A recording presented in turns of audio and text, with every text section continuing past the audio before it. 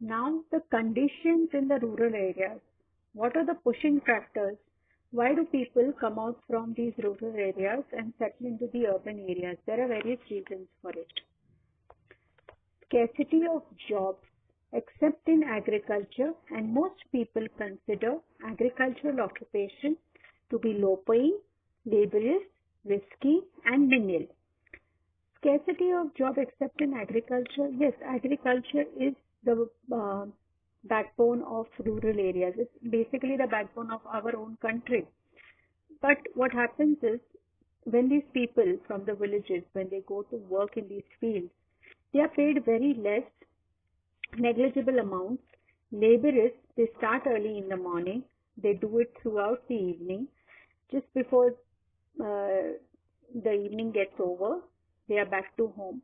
It's risky and menial. It's very, very small. Lack of infrastructure, such as poor roads, irregular water, and electricity supplies. There are various organizations initially through various programs. There were these lamps which were distributed a few years ago. There were by famous celebrities like Sachin Tendulkar, if I know. He was one of the sponsors for supplying these lamps to, he adopted certain villages. So this was the situation, and providing electricity is like a biggest job right now. Irregular water, we all know. I have told you all that urban areas, the concrete jungles, what we are living in, it is the sacrifices of those villagers or those rural areas where they are deprived of these basic amenities. Poor roads, poor roads could be because labor, capital, political issues. So infrastructure basically is not worked upon. Poor facilities in education, health and security. There are not many good hospitals as we know. Uh, Many municipal hospitals are there uh, in Pune and Mumbai as well. Education is very difficult because the quality of education, not many teachers are willing to work over there. And sometimes if there are teachers, a teacher is teaching 50 students in one class and there's one room and all students are sitting in that class. So the infrastructure itself in the school also is not that good. Teachers availability is not there. Highly educated, trained teachers is not there. Security. Now security is, this is something in context of with reference to girls. Schools and their respective houses are a little far away. So security reasons are those, one of those, for girls to travel all along, and there is no transportation available. Lack of entertainment and recreational facilities. Entertainment, there are no movies, theaters, malls, and there are no hotels like what we would like to visit. How people over here in urban cities go out on a Saturday or a Sunday or just any day if they feel like. Gardens, not many gardens, and it's not built in such a way where it can have those facilities for children to live their normal life. So rural factors basically play a very important role. Basic infrastructure is always very important. Education, the villages also have become very intelligent now that they want to educate their children. The people who are in the farming section, they don't want to work, uh, they don't want to do farming anymore. Their children want to come to these cities and have a better living. They also struggle a lot in their own way. So these are the challenges which these rural areas face. So urbanization takes place because there are a lot of factors which are responsible where rural development is not happening, and this is pushing the rural population towards the urban population. Now what I was talking about, as I said, the growth of industry is responsible for the development of towns and cities. Tertiary activities like transportation, trade, and other services increase in order to cater to the needs of growing urban population. Cities offer better employment opportunities, educational and medical facilities, better means of transport and communication. In many areas of our world, a continuous urban belt is found, for example, Greater Mumbai. Now, I have written a few points about urbanization. This is for your knowledge and it's going to help you a lot. I will just read it out to you all and then explain you all. Problems of urbanization. Pressure on resources and social services. Example, water, I said, we've discussed. Transport. Definitely transportation is not as easily available as it is in urban areas. Health and education we have spoken about. More unemployment. Many people are dependent on agriculture. So there's a lot of unemployment issues. Increased crime rate, especially since the typical migrant be young. Now these are what urbanization over here. This what I'm talking about is in urban areas. Now the rural population we've spoken, they've come over here. Now what happens over here? There are places in your own city where there are water issues. Admissions in education, for education, some particular college you want to get into, you can't get. Definitely one of the biggest reasons would be your percentage, your entrance test marks. But beyond that also, there are a lot of other things. I mean, the admissions get full very fast. Now, because of urbanization, also there is increased crime rate, especially since the typical migrant may be young, unskilled or unexperienced. People coming from rural areas, what do? Not many of them know the ethics or the principles. They might not be following those. And you're suddenly thrown into a world where everything is so different, so bright and nice, but easy money. Some people believe in easy money. So there are a lot of crime rates. Now, development of slums. We know we have the biggest slums somewhere in our countries, respective states and their cities. Mumbai, Dharavi is struggling. It's struggling very badly due to COVID-19. It's become very famous, so I have taken this as an example. Due to inadequate housing. Now, these houses are sticking to one another. So when they're sticking to one another, what happens? There is no fresh air. There's a lot of discomfort. There's no amount of space for someone to breathe. I mean, you can't have a routine life. You are sleeping over there, eating over there in that one room, cooking over there in that room.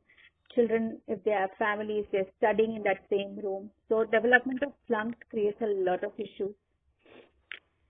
This adds to pollution also. Now, Mumbai also very recently it was said that we are living in, for me it is like we are living in sophisticated slums. If at all you all see high-rise buildings, what are those? They are sophisticated slums. They are like pigeonholes. They are just standing tall. We are removing those areas, people who are living in those slum areas, we are putting them far, far kilometers away, and then we are again having a population which can afford high housing capabilities they have. So this creates a problem. This creates an imbalance. It's not only a question of rich and poor, it creates an imbalance because slums are at one place, high-rise buildings are there. How do these people commute? How do we get labor? People working, like especially people who are in-house maids or people who are working on a regular daily basis. How do they commute? So transportation becomes an issue. So these are the problems. Traffic congestion.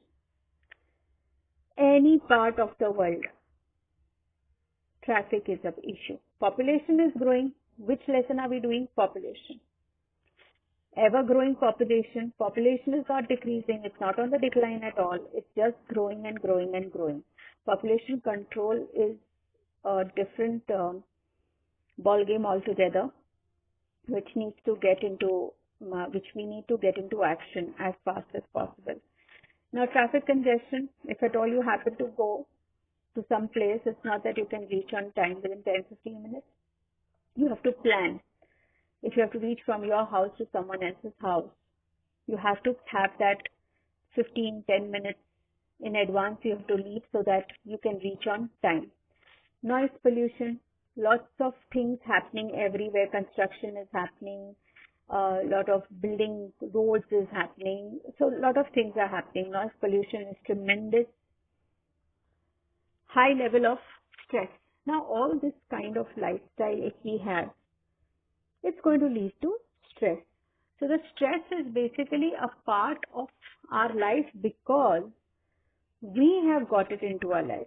It's not just come haphazardly. We have brought it into our life. How to solve the problems of urbanization? Now we spoke about this urbanization problems, but how to solve them? There are certain things, there are certain remedies to everything. How do we solve them? So what we can do, what was the first thing what we can say is limit the size of cities by setting boundaries and controlling population size. Now, I want to give you all two examples. These two examples can be of Rome. Many people go to European countries so that they can have a nice time. I mean, it's a beautiful place, Rome in particular. They have limited the amount of tourists who are going to come in that particular time or in those particular months. So with this, what happens is the pollution is under control. There's some discipline. Water resources are not being utilized unnecessarily because there are a lot of fountains around. There are a lot of waterfalls, artificial waterfalls, which have been created around. And it disturbs the basic living of the people who are native over there, who are residents over there. Mahabaleshwar. A few years ago, Mahabaleshwar had stopped welcoming people who want to, construct societies or buildings or bungalows. I mean, there was a rule which was passed a few years back. I don't know now what the situation is, but it had come, whether it was Mahabaleshwar or Lonavala, but yes, it was. Certainly there was a law which was passed. Put a stop to using agricultural lands for non-agricultural purposes such as housing. Yes, students. This is a major crisis, I feel. This is a major problem what we are going through now. Everywhere you'll see, you will hear many people buying lands, agricultural lands. If we keep on buying agricultural lands, where are we going to grow our crops? Every land is being occupied, every inch of that land is being utilized for construction purposes. Construction gives you a lot of money, but do we understand how are we getting into a big long time problem where India, known as an agricultural country, is no more going to remain so because of this non-agricultural, it's being converted into a non-agricultural land by doing construction everywhere. You'll hardly see, I mean, it's become rampant, and this is something which is very serious. It has to have a solution and a quick remedy to this problem. Development, basic infrastructure in rural areas. If villages had a better way of better life of living, standard of living, they had a good education system where the children are secure, they had good teachers, trained teachers, if they had good schools, how we are segregated into ICSE, CBSE and SSE. There aren't any schools as such. If the textbooks, books and the facilities were given to them. So if these facilities are given to them, education, they over there in rural areas, they want their children to get educated. They are getting motivated. And one more factor why they are getting attracted is social media plays a very important role. There are they get a lot of knowledge through television or through the internet, through Google, through various, through their mobiles. So they get a lot of information. They also want to move forward. Girls want to get educated. There was a custom where girls were not sent to school, not anymore. Girls are getting educated. There are n number of examples. Girls who are from rural areas, who are doing really good for themselves, and they have reached a mark where not many people could have even imagined. Their parents are there. They are forthcoming. They are believing in girl education. It's no more girl has to get married and settle in some other family. In fact, girls are working really, really very hard, and they are moving to such heights where one couldn't have imagined 10 years before. Another thing, what was it, is that water scarcity. Now, being an agricultural country, what happens is we have to understand that water is required for irrigation purposes. All the water has been pulled by these urban cities. These people are deprived of water. These people are very much deprived of water. I mean, there are certain places where I am not naming those places, but I know of some places where for 8 days, 6 days, they don't get water to have a shower or to bathe or to drink. Drinking water purposes also, they have to go miles and miles and kilometers away to avail water. Here we have water 24/7. One day, if we are without water, it becomes so difficult to survive. We keep complaining about it. So, all these things, these are basic facilities. Food, yes, it is an agricultural country, but they're living with very basic means. Transportation, they'll have their tempos or their trucks or their small two-wheelers where they just commute from one place to another, or they deliver their um, respective fruits and vegetables to the urban cities, come to these cities and go to these huge markets. They get a very nominal price, because this also has a whole lot of things where they have middlemen who are making a lot of money, who are basically they have become more rich, I would say. And there are a lot of policies and laws which are not in favor of these farmers. So farmers, though they are the most important part of our economy or our lives, because if these farmers wouldn't have been there, what would we be doing? So to protect our rural areas and to respect these farmers, we as citizens need to do a lot more and respect and value their, take them as a treasure. I mean, they are like a treasure trove for us.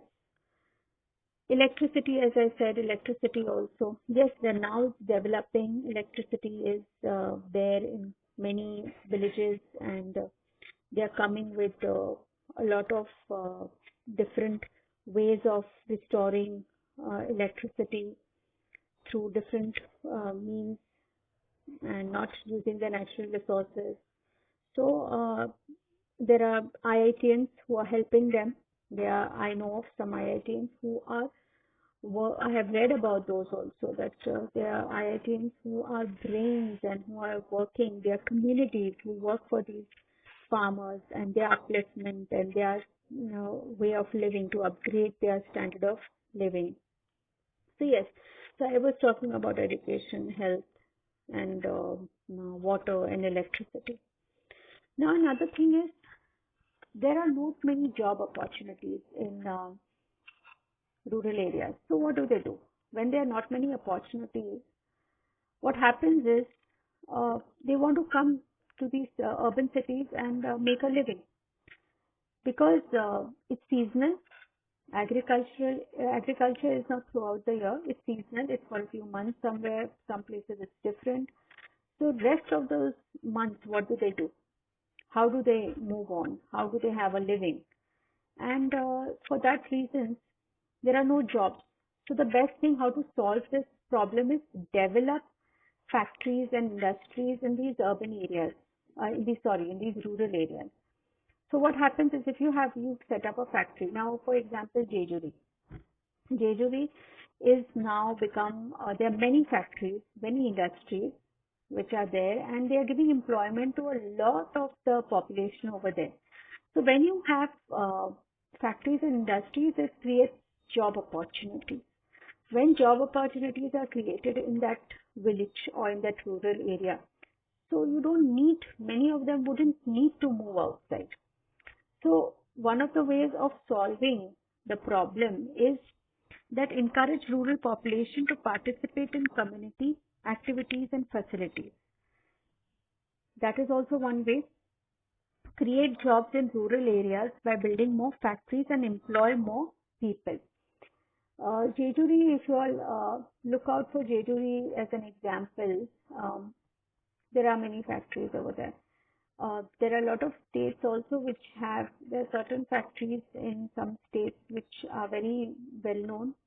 They have increased the employment and people are employed from those nearby villages and they have something to do and to thrive on. So these are this is an important topic, urbanization. Now, one more thing I was going to talk about was tertiary activities. Now, what are tertiary activities? Understand these difficult terms. If at all you all don't know, you just go through it. Although there are hundreds of different jobs or occupations, they can be classified into 4 categories. There are 4: primary, secondary, tertiary, quaternary.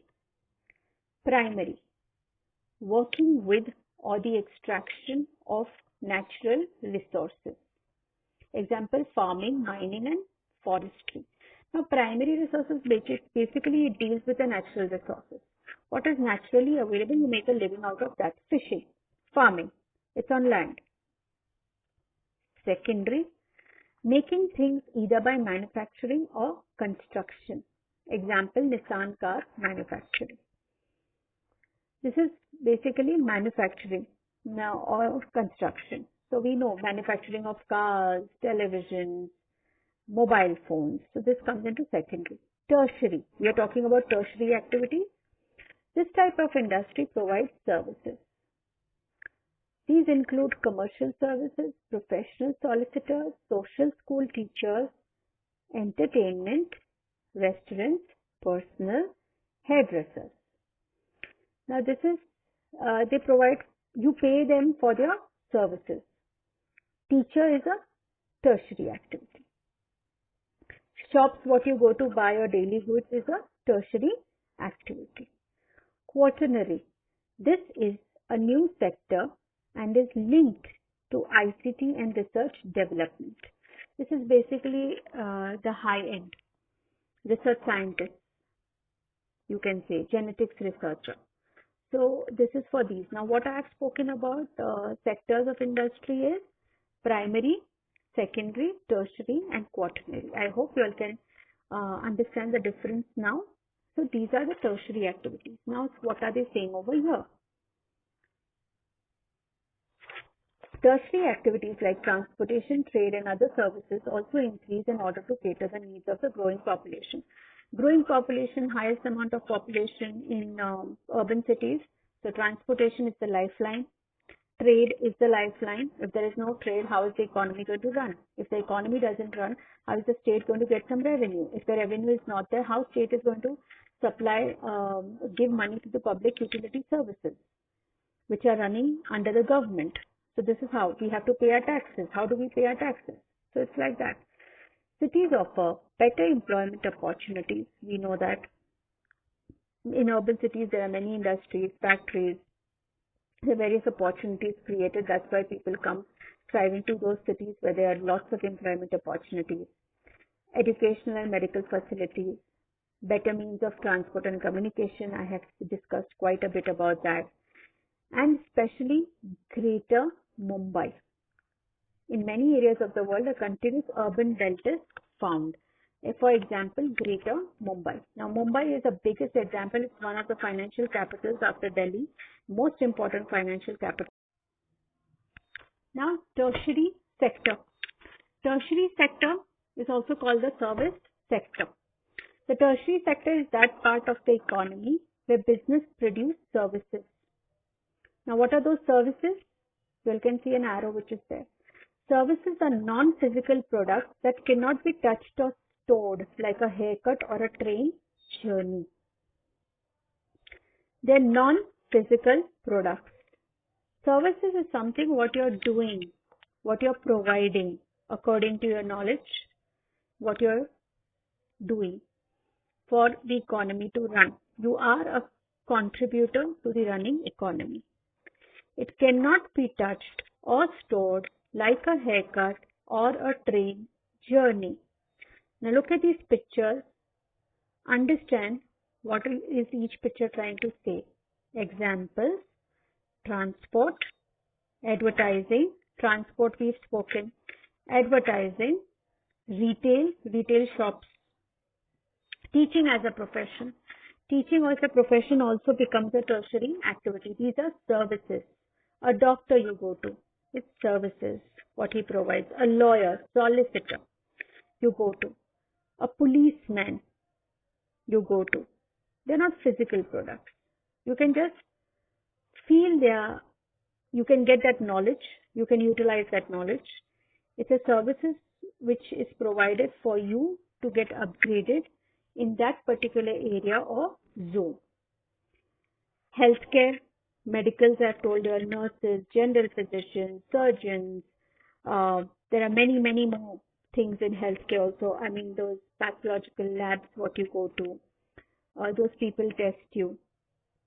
So, and policemen, when we talk about, I spoke about policemen also. So, the police, the army is providing the biggest contribution towards our country, to our safe and secure country, is the army. We can't thank them enough. Hotel industry, hospitality, all this comes under the tertiary sector. If you like a particular hotel, you go to that hotel. And what do? If you like it, you'll come back again. Why do you come back again? Because there's something in your mind which strikes and which stays with you. That, oh, the services provided over there were very nice. So these are the tertiary activities. Transportation and communication is a must for a moving economy, for a positive economy, and the population, for a growing population. So these, because they create employment, they keep the chain going. The supply of the demand and supply chain keeps moving because of transportation, communication, and various other aspects for the population to run. A population just can't remain stagnant doing nothing. The population has to have something for it to live, survive, and thrive upon. Now, look at this. Forestry, primary sector. Forestry, fishing, farming, mining. This comes under the primary sector. It is related to the natural resources. There's something else. Look at the pictures and then look at the arrows down. Secondary sector. Car manufacturer, steel works, factory people who are working in factories and industry, builders, dressmakers. What do? They manufacture, construct, and refine. You'll have seen dressmakers. We know it's very common. Legal services. Legal services, I will show you all. Legal services, distribution. Distribution is transportation. Communication is their customer service. If you have any complaints, if you have any issues regarding anything under any topic, whether it is related to the bank, to the customer care of some items which are not very good, you have customer services for everything. You have Airtel has customer service for your mobile phone. Accounting also CAs, CFAs and all. Legal services is related to lawyers and solicitors. So this is service and distribution industry. So the three sectors what we know, now we can understand, extract this at a very basic level: primary, secondary, manufacture, construct and refine, tertiary, service and distribution.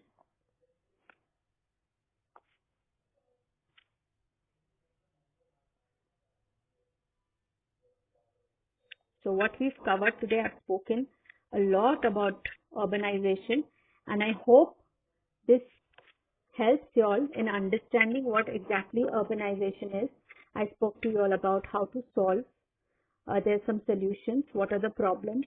How does urbanization make a difference in our lives to the growing population? Various aspects of urbanization. I spoke about tertiary activities. Next comes political factors and